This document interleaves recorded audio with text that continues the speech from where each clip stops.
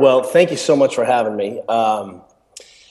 What we do, if I had to split I'm a physio coach. If you sat down next to me on the airplane, I would say, people ask, what do you do? I'm like, I'm a teacher.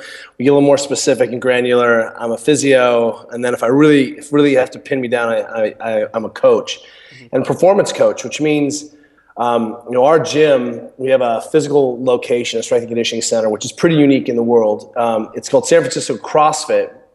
And then CrossFit is our model for general physical preparedness. But underneath that, we have national champion gymnasts and national medalists in Olympic lifting. We have a thriving powerlifting program. We see high-level endurance athletes. I mean, one of our athletes just, took third in one of the pre-worlds for Ironman. We just have a really amazing hodgepodge, like most, strength and conditioning centers, of moms and dads, elite-level athletes.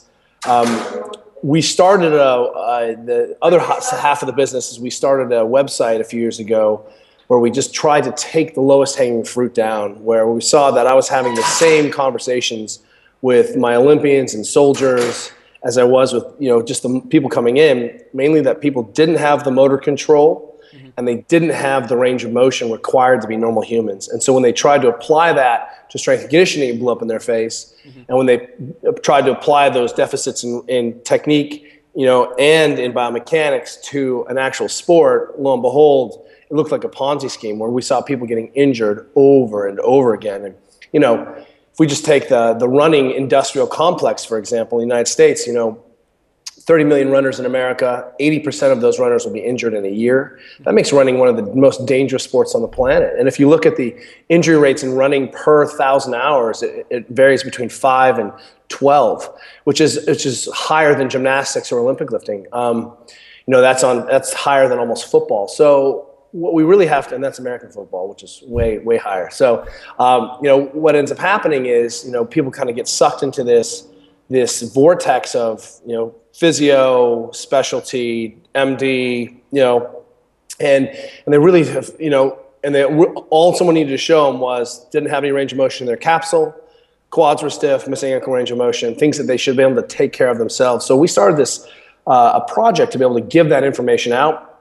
And it blossomed into all of this, and then for the last half decade, we've taught a performance course about our model of being able to sort of systematize complex motor function into sort of its constituent parts, and our best practices about being able to address that. So, Cook may talk in patterns, but I talk in sort of basic archetypes of the primary engine joints. And what we see is that, we feel like the modern humans now, we have a really great formal language for diagnostics, and that's called strength and conditioning. Is that everyone knows they need to be stronger. Well, we're always saying, how much stronger do you need to be? If you're a 5K runner, do you really need to clean 180 kilos? I don't think so.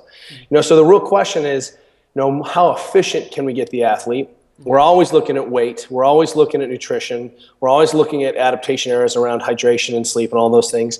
But when we've come down to is that people really were able to express extraordinary genetic inheritance without sort of understanding sort of the meta awareness of why they are able to do what they do and how they got there. So, for example, I'm working with one of the best pitchers, American baseball player pitchers on the planet. And, he's a Cy Young Award winner. And, he saw his mechanics start to decay as soon as he became a pro. Why? Travel, the erosion, wasn't getting the strength and conditioning support. And, and the struggle for him to figure out what was going on, am I wearing my hat backwards while I work? And you just play this kind of hopscotch around. And we feel like it's a much simpler idea that, can you do all the things that humans should be able to do? And then, can you express that in actual things like getting up off the couch?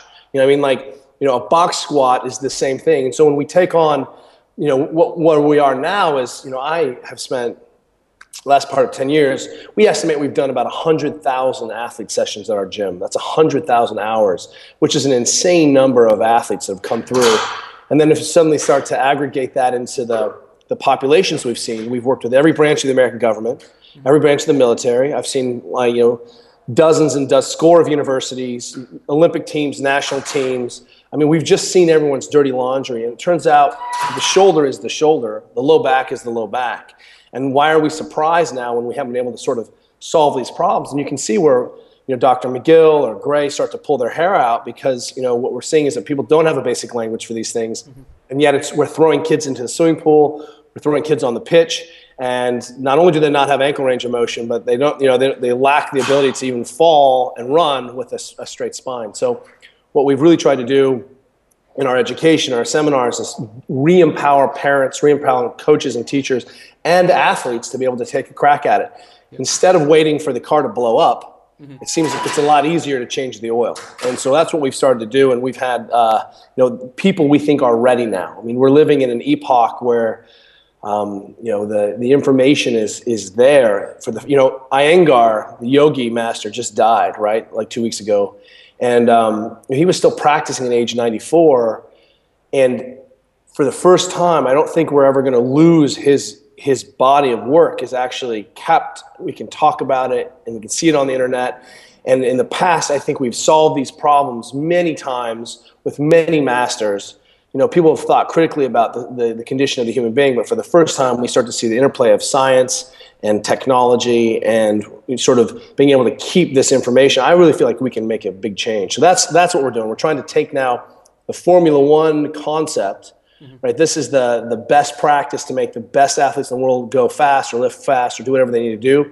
But what are those practices that are scalable backwards? And then how do we take that information out so it actually matters? Because if sport is really about self-actualization, and I'm solving low back pain in my Olympic lifters, and I see that my footballers are sitting, well, why can't I take that same concept and spin it into moms and dads and solve that problem? Yeah. Because, as back pain is a gigantic problem. Yeah. Just the bladder incontinence industry in the United States is $2 billion. That's like 6 pounds or something like that. But 60 pounds maybe. $2 billion is a ton. And what we're seeing is these are very, very simple problems because the body really hasn't evolved in 10,000 years.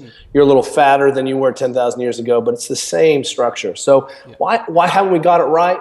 And what errors are we making? And what can we do about it? And that's really what kind of makes us light the fire.